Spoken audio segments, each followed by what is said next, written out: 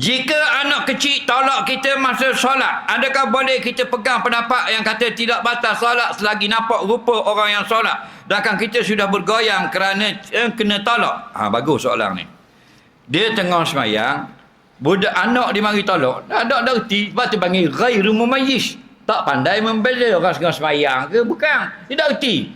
Kalau anak yang mumayyiz, dia erti. Tengok pak dia tengah semayang, dia tak kacau.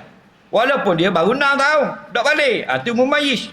Hak ni dia tak erti. Dia pergi tolak ayah dia. Ayah dia bila tolak, goyang gitu. Faham? Jadi, batal ke tak semayang? Jarak, dengar baik-baik.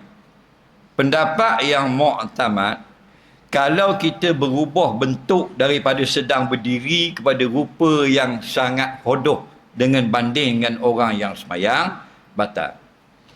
Kalau kita hanya bergerak tapi tidak lari daripada rupa orang yang semayang, tidak batal. Maksudnya, reka-reka, kalau kita kena repuh tengah semayang, kalau kita anak kita tolak, kalau banyak sangat pergerakan kita batal. Contoh rebah guli batin nungginyo, kaki-kaki dua cok yang tak kata lekat celah rebah. Tu batal lah, banyak sangat. Dia panggil ifsadun nazmi solat, merosakkan bentuk orang yang sedang solat. Rosak. Tapi kalau sekadar terhuyung hayang atau tertunduk atau terkebelakang sedikit, kita betulkan balik, dimaafkan. Jelas? Baik.